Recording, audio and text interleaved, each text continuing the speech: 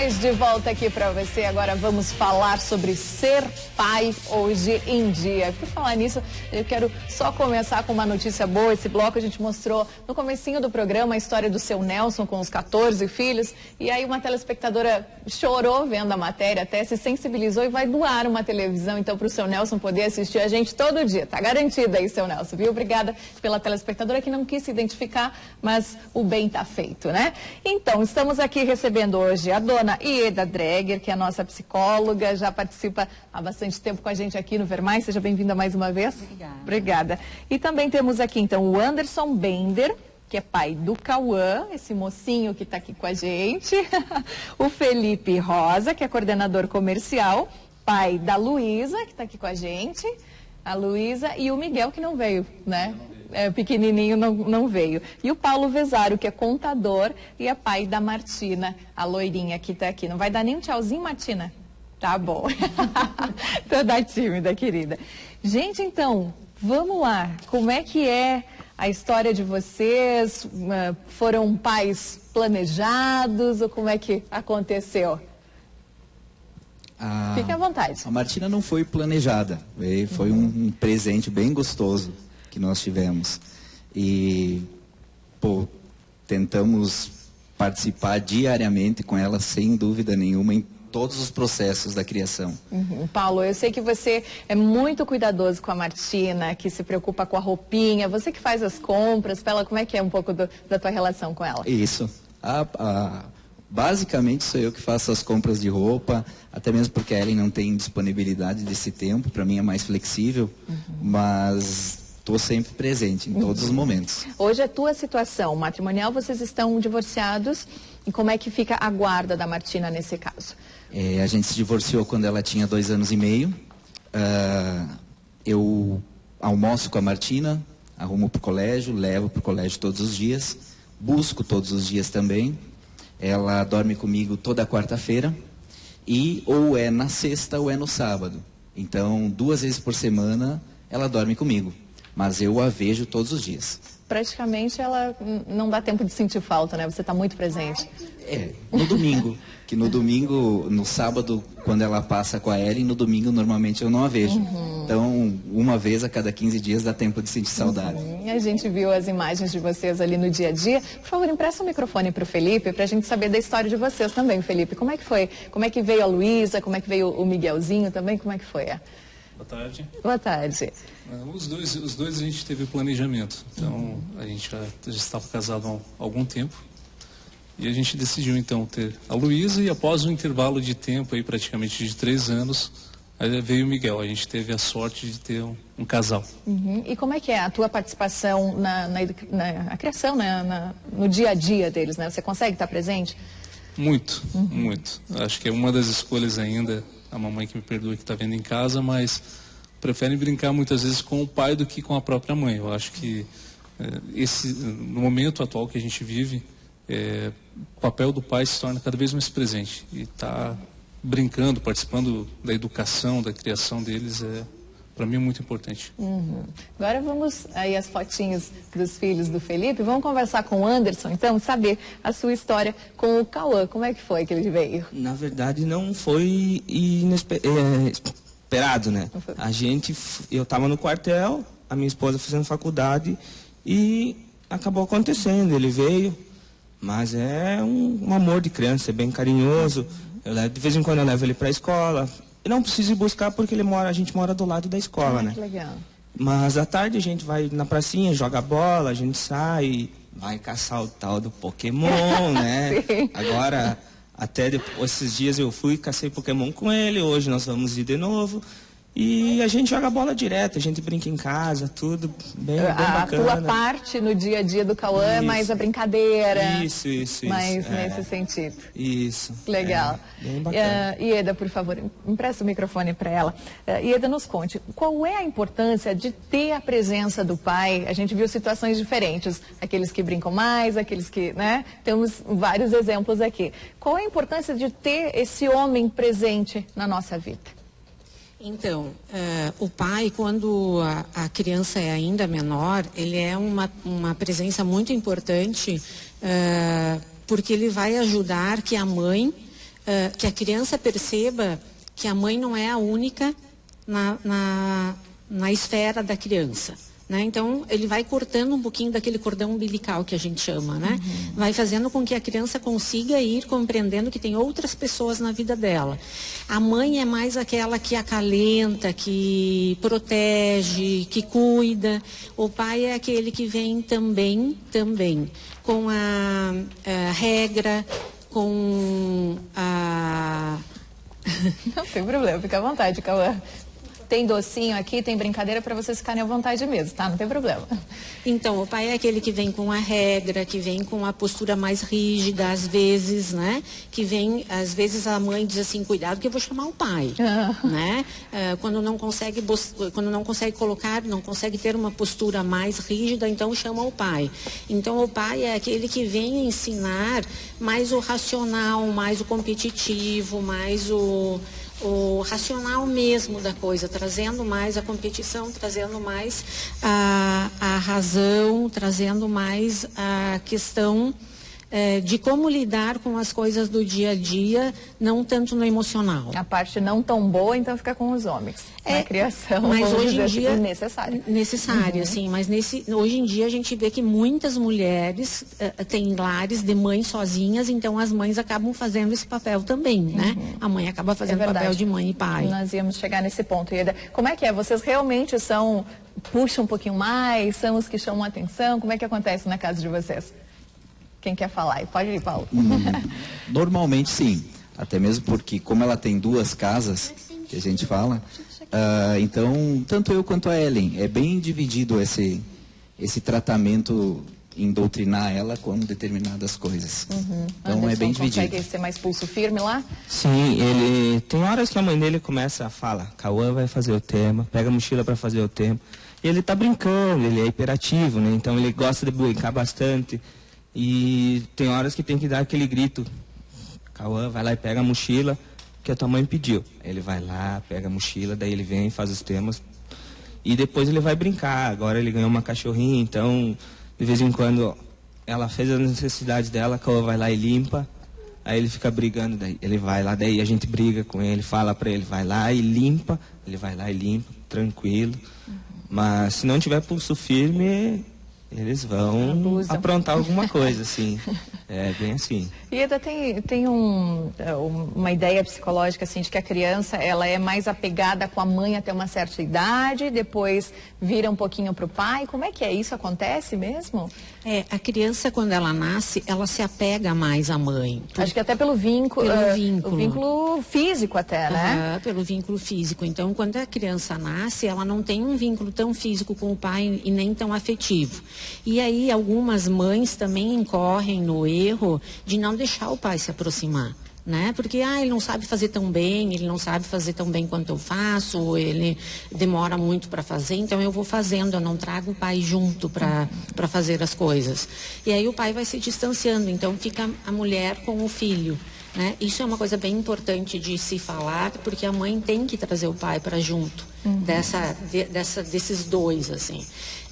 E aí o pai ele vem com uma figura exatamente para romper essa ligação excessiva, né? Para ele trazer também, como eu disse antes, para mostrar que existe uma outra figura, além da mãe, existe uma outra figura que é o pai, e que a criança também pode e deve ter laços com essa outra pessoa também. Felipe, a gente tem algumas pessoas que dizem que a mãe já nasceu com essa relação com o filho, agora o pai tem que conquistar um espaço, ganhar a criança. Você percebe um pouco disso com a Luísa e o Miguel? A minha percepção é um pouco diferente, Elisandra. Eu acredito que hoje o pai está muito presente. Os filhos, acho que com todo esse contexto que a gente vive, é muito diferente da criação que eu vivi. E eu acredito que a faixa etária dos pais que tenham hoje também é muito diferente. Então o pai está cada vez mais presente, a criança busca, a gente tem muito mais afeto, tem muito mais contato. Como a gente vê os exemplos aqui, é na brincadeira, mas é na educação também, que é um ponto muito importante. Eu vejo que delimitar os limites faz parte do papel do pai, da mãe, e às vezes o pai tem que fazer o papel chato, realmente, de puxar um pouquinho mais, Mas eu acredito que as crianças hoje tenham muito mais contato e esse espaço que era só da mãe, hoje está bem dividido. E tem que participar mesmo, né? E aí a gente percebe assim, o pai chama atenção e a mãe vai lá, passa a mão na cabeça, não, vamos fazer diferente, não sei o que lá. Acaba tirando a autoridade ou dá para ir amenizando a situação? Como é que faz? Eu sempre oriento assim, quando tem alguma coisa que você acha que você está desaprovando no pai, chama ele de lado e conversem sobre isso. Nunca tirar a autoridade do pai na frente da criança. Né? Eu acho que vice-versa também, e vice-versa, né? Também. Então, assim, nunca um dizer uma coisa e o outro ir lá de queridinho dizer não precisa fazer, eu faço diferente, que eu acoberto, que eu faço, que eu... Não, porque daí tira a autoridade de um realmente e o outro passa a ser o bonzinho, né? Não. Gente, 8885-1360, nosso WhatsApp para você vir participando, fazer alguma pergunta, contar sua experiência como pai aí também, vem participando com a gente. Gente, o que é que vocês... Hoje, tem alguma preocupação vocês ainda têm crianças pequenas, mas o que preocupa vocês em ter filhos hoje? Tem alguma preocupação nesse sentido? Para o futuro deles, enfim. Eu acho que o mundo onde a gente vive, né, tá passando por momentos bem difíceis, tanto drogas quanto, o que eu posso dizer, essas coisas assim que até no próprio meio ambiente, né? Nós não sabemos quanto tempo ainda a gente vai poder viver num planeta bom, que não tenha tanto lixo, tantas coisas ruins, né? E outra coisa é o tal da maconha, que está se evoluindo muito rápido. Eu tenho muito medo com isso. Do acesso às drogas. Isso. Até eu danço no CTG, levo ele no CTG, ele já dançou tudo, já se envolveu, então a gente tenta levar ele para esse lado, para ele não se envolver com drogas, essas coisas. Um jeito de você trabalhar com ele os valores também, né? Isso. Bons valores, bons costumes com eles, Felipe. Acho que a grande preocupação, ela se mantém através das gerações, que é a formação da criança. A parte educacional, não só a formação, não a educação formal da criança, mas sim a comportamental. Então, delimitar os limites, entender o respeito que a criança tem que ter.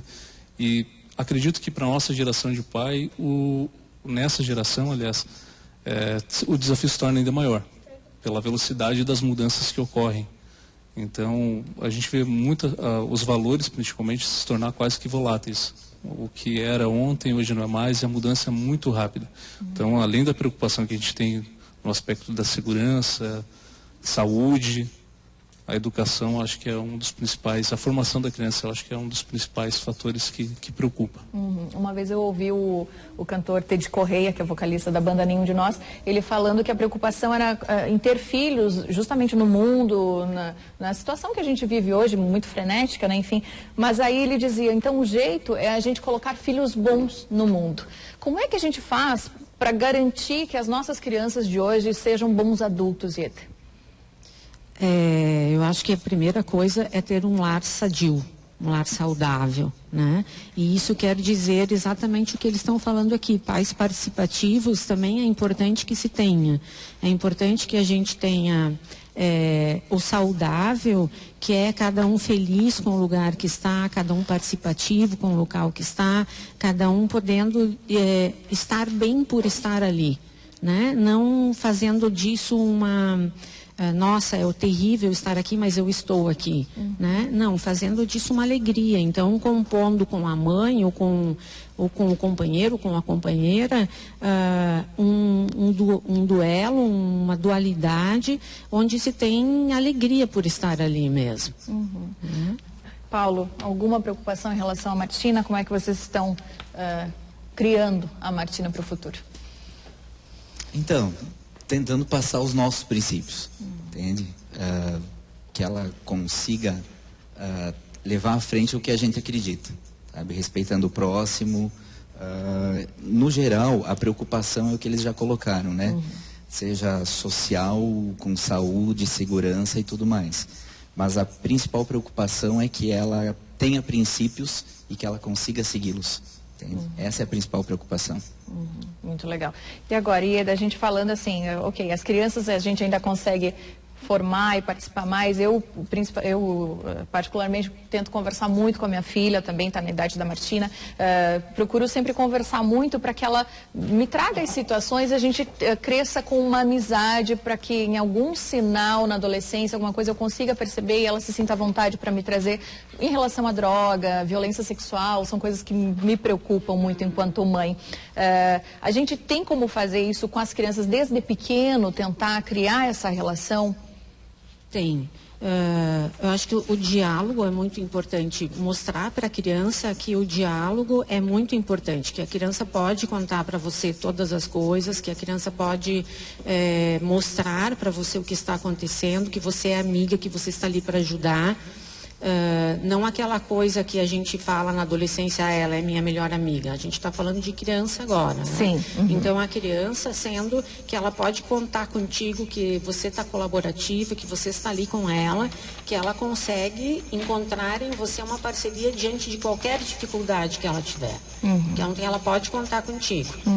Olha, tem uma mãe aqui dizendo que ela é mãe de uma menina de 4 anos e sempre quem passa mais tempo com a menina é ela, porque o pai trabalha viajando, enfim. Aí ela gostaria de saber por que a menina tem mais medo dele e não dela, já que ela é que passa mais tempo com a menina. Vocês percebem alguma situação assim, enfim, do medo, de repente, que as crianças têm por vocês?